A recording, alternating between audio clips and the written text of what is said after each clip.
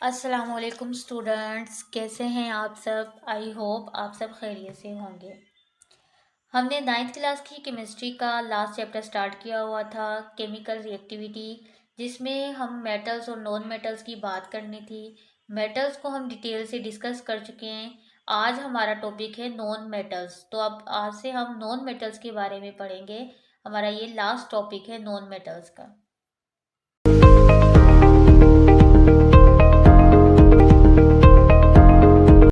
अच्छा, आज का जो हमारा टॉपिक है this is non metals. Non metals क्या होते हैं? देखिए, जैसे मेटल्स होते हैं ना, मेटल्स क्या होते हैं हमारे पास, वो एलिमेंट होते हैं जो कि इलेक्ट्रॉन्स को लूज करते हैं। ठीक है, जो क्या करते हैं, इलेक्ट्रॉन्स को लूज करते हैं और जो पॉजिटिव होते हैं, ठीक है, मोर पॉजिटिव करेक्टर होता है जिसका, उसे हम मेटल्स कहते हैं। इसी तरह से नॉन मेटल्स क्या होते हैं?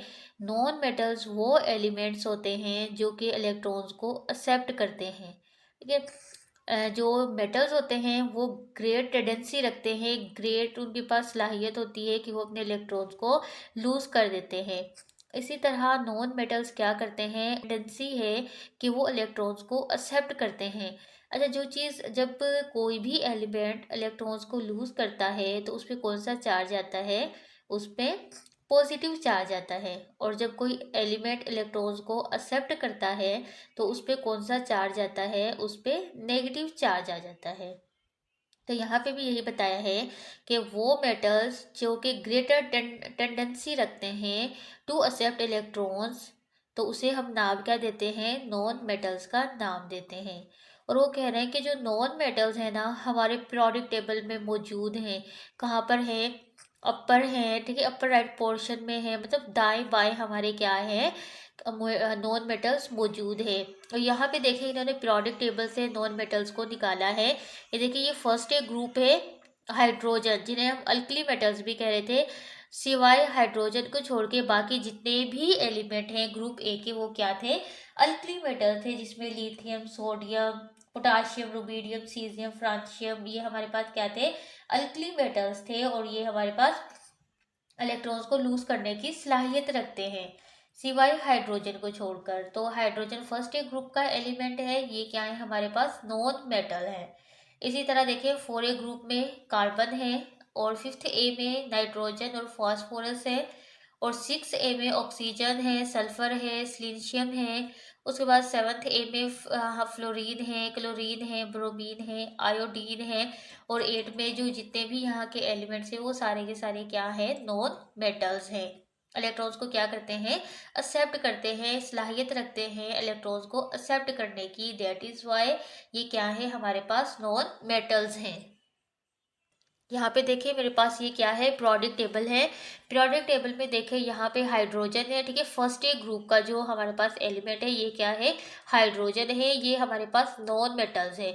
और बाकी यहाँ पे देखिए, फर्स्ट ए ग्रुप के जितने भी एलिमेंट है, जो कि लिथियम है, सोडियम है, पोटाशियम, रुबीडियम, सीजियम, फ्रांसियम, ये सारे क्या है हमारे पास? अल्कली मेटल्स हैं, सिवाय हाइड्रोजन है क्या है? नॉन मेटल है।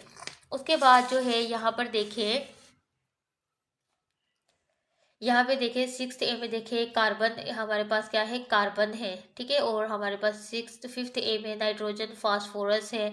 और उसके बाद सिक्स ए में हमारे पास क्या था? ऑक्सीजन है, सल्फर है, ठीक है, फ्लोरीन है, क्लोरीन है, ब्रोमीन है, आयोडीन है। एट में हमारे पास हीलियम, नियोन, आर्गोन, क्रिप्टन, ये क्या है? सारे हमारे पास नॉन मेटल्स हैं।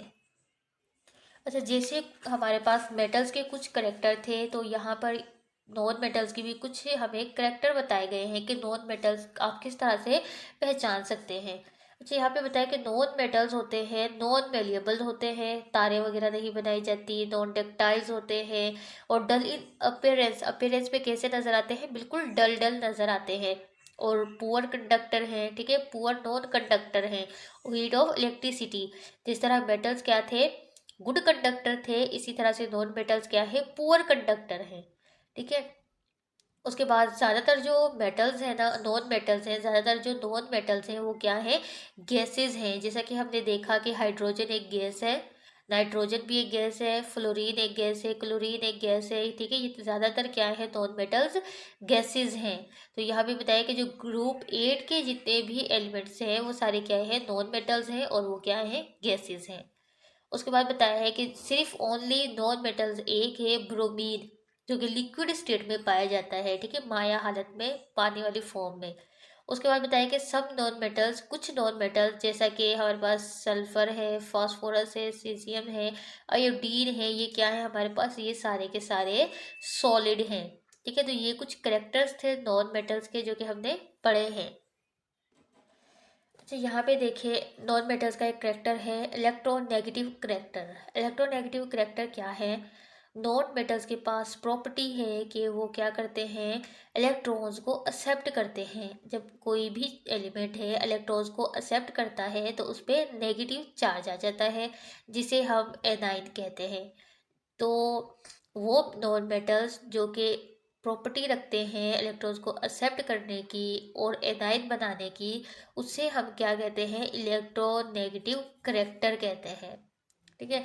यहाँ पे देखिए इन्होंने कोई भी नॉन मेटल लिया हुआ है और इसमें क्या हो रहा है, इलेक्ट्रॉन्स को ये एक्सेप्ट हो रहा है। जब इलेक्ट्रॉन्स कोई भी नॉन मेटल्स एक्सेप्ट करता है तो उस पर नेगेटिव चार्ज आ जाता है। जब किसी भी सॉल्यूशन में जब हम इलेक्ट्रोलाइसिस होती है, ठीक है, इलेक्ट्रोलाइसिस में क्या होता है, पॉजिटिव और नेगेटिव चार्ज क्या हो जाते हैं, सेपरेट हो जाते हैं।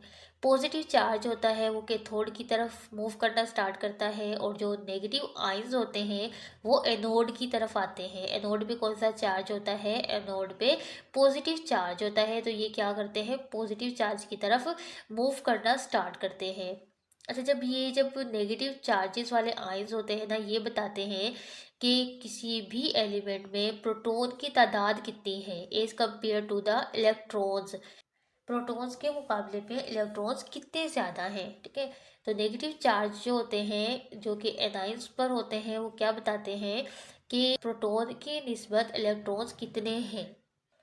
अच्छा, ये बता रहे हैं कि इलेक्ट्रोनेगेटिविटी जो होती है वो हम अगर पीरियड्स की बात करें, पीरियड्स में क्या होते हैं, एटॉमिक साइज डिक्रीज होता है। इलेक्ट्रोनेगेटिविटी क्या होती है, फिर इलेक्ट्रोनेगेटिविटी इंक्रीज होती है जब एटॉमिक साइज डिक्रीज होगा, ठीक है। एटॉमिक साइज डिक्रीज होता है तो इलेक्ट्रोनेगेटिविटी क्या होती है, इंक्रीज होती है। अच्छा, इंक्रीज ये क्यों होती है, बिकॉज इस वजह से इंक्रीज होती है, इसके पास पावर आ जाती है इलेक्ट्रॉन्स को अपनी तरफ अट्रैक्ट करने की, ठीक है। इलेक्ट्रॉन्स को अपनी तरफ अट्रैक्ट करने से फिर इसकी क्या होती है, इलेक्ट्रोनेगेटिविटी इंक्रीज हो जाती है। और इसी तरह क्या होता है, ये डाउन द ग्रुप जो होता है, एटॉमिक साइज जो होता है वो एटॉमिक साइज क्या होता है, इंक्रीज होता है। एटॉमिक साइज इंक्रीज होने की वजह से क्या होती है, इलेक्ट्रोनेगेटिविटी डिक्रीज होती है। पीरियड्स में इलेक्ट्रोनेगेटिविटी इंक्रीज होती है और ग्रुप में क्या होता है, इलेक्ट्रोनेगेटिविटी डिक्रीज होती है। रीज़न क्या है, एटॉमिक साइज। पीरियड्स में क्या होता है, एटॉमिक साइज जो होता है वो डिक्रीज होता है। एटॉमिक साइज जब डिक्रीज होता है तो जो भी एटम्स होता है उसके पास पावर होती है कि वो अपने इलेक्ट्रॉन्स को अपनी तरफ खींचे, उसे अपनी तरफ अट्रैक्ट करे, ठीक है। और जब एटॉमिक साइज जो होता है वो जब एटॉमिक साइज इंक्रीज हो रहा होता है तो फिर वो क्या होता है, अट्रैक्शन कम हो जाती है, तो इस वजह से क्या होता है, इलेक्ट्रोनेगेटिविटी डिक्रीज हो रही होती है। अच्छा, लिखा हुआ है कि हेलोजन्स, हेलोजन्स जो होते हैं जैसा कि क्लोरीन है, प्रोपीन है, आयोडीन है, ये क्या है हमारे पास, हेलोजन्स। हेलोजन्स क्या करते हैं, इलेक्ट्रॉन्स को आराम से एक्सेप्ट करते हैं और उनके पास क्या है, वो हाई इलेक्ट्रोनेगेटिव करेक्टर रखते हैं। इलेक्ट्रॉन्स को आराम से एक्सेप्ट कर लेते हैं, इस वजह से वो क्या है, हाईली इलेक्ट्रोनेगेटिव है। जैसा कि क्लोरीन है, क्लोरीन को क्या है, एक इलेक्ट्रॉन्स की ज़रूरत होती है तो वो इलेक्ट्रॉन्स क्या करती है, एक्सेप्ट करती है। जैसा कि यहाँ पे देखिए सोडियम है, ठीक है, और ये क्लोरीन है। जब ये आपस में रिएक्शन करते हैं, बॉन्ड जो बनता है इनके दरमियान, फिर ये क्या बनते हैं, NaCl। जो सोडियम होता है एक अपना इलेक्ट्रॉन्स किसे देता है, क्लोरीन को देता है और इसके नतीजे में क्या बनता है, सोडियम क्लोराइड। तो यहाँ पे भी यही बताया है कि हेलोजन्स के पास एबिलिटी है कि वो आराम से इलेक्ट्रॉन्स को एक्सेप्ट करती है और इसी वजह से वो हाईली इलेक्ट्रोनेगेटिव करेक्टर रखती है। अच्छा, यहाँ पे लिखा है कि नॉन मेटल जो होते हैं अगर फॉर्म्स एसिडिक ऑक्साइड्स बनाते हैं जो कि रिएक्ट करते हैं वाटर वेपर्स के साथ और काज किसका बनते हैं, एसिड रेन का। ठीक है, नॉन मेटल्स क्या बनाते हैं, एसिडिक ऑक्साइड्स बनाते हैं जो कि रिएक्ट करते हैं वाटर के साथ और फिर ये किस चीज़ का बायस बनते हैं, एसिड रेन का। जैसा कि देखिए सल्फर है हमारे पास, इसने ऑक्सीजन के साथ क्या किया हुआ है, ऑक्साइड्स बनाया हुआ है, सल्फर डाइऑक्साइड्स। जब इसने सल्फर ने ऑक्सीजन के साथ क्या बनाया, सल्फर डाइऑक्साइड्स। और जब ये वाटर से रिएक्ट करता है तो क्या बनता है सल्फ्यूरस एसिड। और जब ट्राई ऑक्साइड वाटर के साथ रिएक्ट करते हैं तो क्या बनता है, सल्फ्यूरिक एसिड। इसी तरह देखिए कार्बन ने ऑक्सीजन के साथ पहले रिएक्ट किया तो क्या बनाया, कार्बन डाइऑक्साइड्स, ऑक्साइड बनाए। जब ये ऑक्साइड वाटर के साथ रिएक्ट करते हैं तो क्या बनता है, कोई एसिड बनता है जो कि एसिड रेन का बायस होते हैं। और यहाँ पे देखिए कार्बोनिक एसिड। अच्छा, यहाँ पे थोड़ी सी एक इंफॉर्मेशन लिखी है, हम उसे भी पढ़ लेते हैं। लिखा हुआ है कि एक डॉक्टर विनिस्ट जे स्केफर ने 1946 में, ठीक है 1946 में मसनूई बादल, ठीक है आर्टिफिशियल क्लाउड उसने क्या किए थे, बनाए थे। एक चिल्ड चैम्बर में, एक यख ठंडे, ठीक है ठंडे जो चैम्बर था उसमें उसने आर्टिफिशियल क्लाउड बनाए थे।